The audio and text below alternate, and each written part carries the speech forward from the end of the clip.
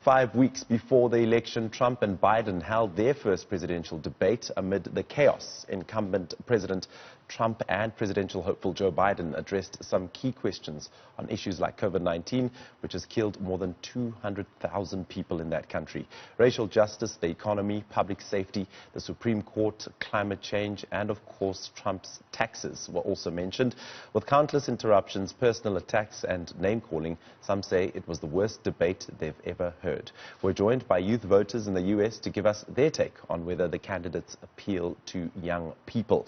Courtney Williams, Director of Urban Fireworks, and Rachel Schaefer, MPH candidate Spring 2021, join us from Boulder, Colorado, to discuss their views. Thank you so much for joining me, Courtney Williams, as well as Rachel Schaefer. Thank you for your time. I'll start with you, Rachel.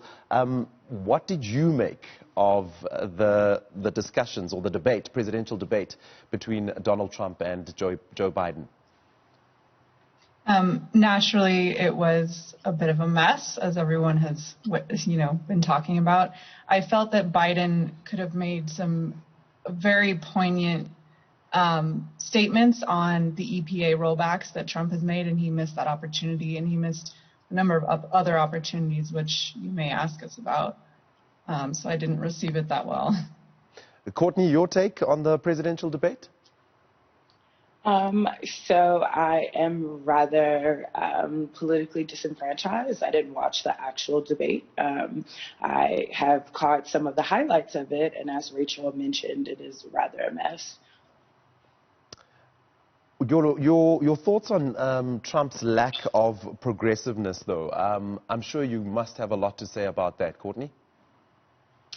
Sure. I mean, since the initial election, since he was elected into office in 2015, he's always lacked progressiveness. I think that Trump has historically used racist terminology, sexist terminology, in addition to rolling out political actions that support those types of discriminatory behaviors in his personal life.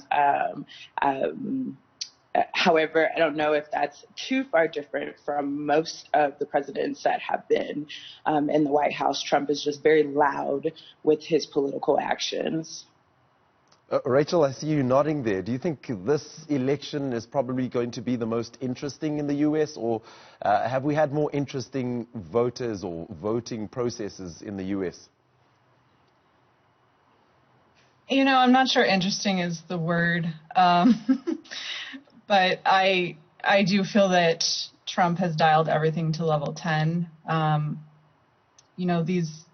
The right party has been this way for a long time, and we have systemic racism all throughout our government and systems. So in terms of interesting, Biden isn't the best option to move this country forward. We need a younger president, but, we are in a rock and a hard place. I understand. Courtney, your thoughts on activism groups coming up over the past few years, specifically during Trump's time as president of the USA. Black Lives Matter, the Sunrise Movement, and even the United We Dream Foundation, or rather activism group. Do you think that's influenced a lot of young people to go to the polls and vote this time around? That's a great question. I first want to note that Black Lives Matter started under Obama's presidency in response to the death in Ferguson, Michael Brown, in 2015. I do think that the youth activism has opened a lot of doors for young people to be even more politically inclined than I might have been at 18, 19. However, I don't know if that political inclination necessarily adds up to voting. And I think that that's okay. I think that a lot more young people are politically educated and really interested in seeing different options for their political activity over their lifetime that might not be the political options that we've had thus far. All right. I'd like to bring you in there as well, Rachel, just asking from your thoughts. Do you think activism groups played a big role over the past year or two in the USA? I think that they will play a role in voting turnout, but as Courtney mentioned, a lot of this youth is disenfranchised with our government and our voting system. So I know in Colorado we have a great proposition on our ballot, Proposition 113, and that essentially will sidestep the Electoral College, which could be a great move for this country. But I do think that all of the political uprising and the movements that we've seen will bring in youth voters, certainly. Maybe I should bring something in that's affected everybody globally, COVID-19. How do you think COVID-19 was handled by the U.S. President Donald Trump? Do you want to answer that first, Courtney? Wow. A lot of people have, lost their lives. A lot of people have lost their lives, and people have lost their livelihoods, and have received maybe potentially $1,200. And when I lived in D.C., my rent was more than $1,200. So I'm not sure what you would do with that. I have particularly visceral memories to Katrina that were really quite alarming for me at the beginning of the pandemic, because it felt very similar to people just being left out, to people just kind of being cast to the side to die. And I hate to use such strong terminology, but ultimately that's what we've seen. The government, not just the national government, but many state governments, really needs to be held to atone for decisions that have been made that have allowed particularly poor Black and brown folks to be at the tail end of this situation and lose their lives, their families, their livelihoods, their homes, be evicted in the middle of a pandemic where houselessness is illegal in most states. It's quite disastrous, and yeah.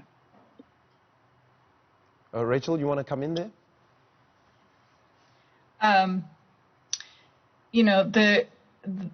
There was no handling of the situation. I believe it was played by our government to line their pockets, allowing the stock market to crash at a strategic time.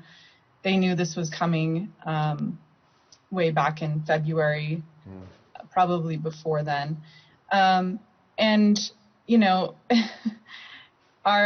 government and our federal government and our state governments have left brown and Black people behind forever since the inception of this country. And I don't know that Biden will be able to really move the needle on that. I think a lot of grassroots movements will have to bring an uprising to this country to really change the politics and the policies. And really, policies are what needs to be changed. When you can change policies, you can change minds in countries. So we have a lot of work to do.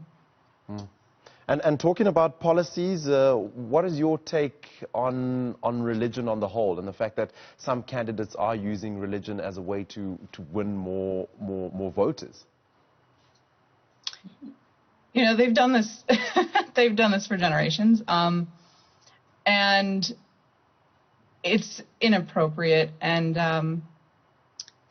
it's empty. It's empty words, essentially. When I hear a lot of these senators that don't care about people's lives, 208,000 people have died from COVID this year, and they say it's God's will or whatever. It's not appropriate. And it should, if they are moral and they're following God's word, they would not behave the way they're behaving and really, look at Matthew 25, you do what you do to the least of us, you do to me.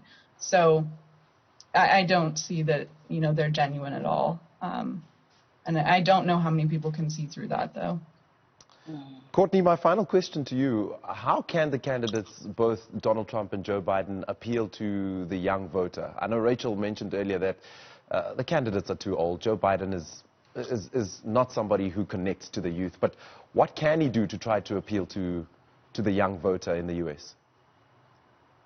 I think that if you are interested in the politics that we currently have, then, I think that Elizabeth Warren found some engagement with the youth voters. Bernie obviously found some engagement with the youth voters, speaking to things like the erasure of college debt, which, significantly impacts so many young folks under 35. Our lives, our livelihoods, our ability to do things that would be of the capitalist democratic notion, buying houses, settling down. Those types of things are completely upended by having the significant amount of debt at 22, 25. So I think those types of things obviously are things that really get youth voters engaged. But I think ultimately, as Rachel has mentioned, that the political system that we have now is just not one that a lot of young people are really interested in. And especially for me as a Black person, as a woman presenting person, I wasn't written into the Constitution that we use still today. It's really quite ridiculous that it's almost 450 years later and we still use the same Constitution. But there is really nothing that the political machine that we have in the United States does. There's really nothing that the political machine has that will offer me any type of hope that my livelihood and that the livelihoods of Black children that I might bring into this world or raise are actually going to feel safe, secure, included. There's no type of participation in the current politics that we have that give me that type of security personally. But I think if we're just thinking about youth voters overall, there are some other options. All right, we'll leave it right there. Rachel and Courtney, thank you so much for your time. That was Courtney Williams, partner and director of Urban Fireworks, and Rachel Schaefer, U.S. citizens, chatting about the upcoming election and the impact of the first round of debate. And you heard it from them. They say it was messy.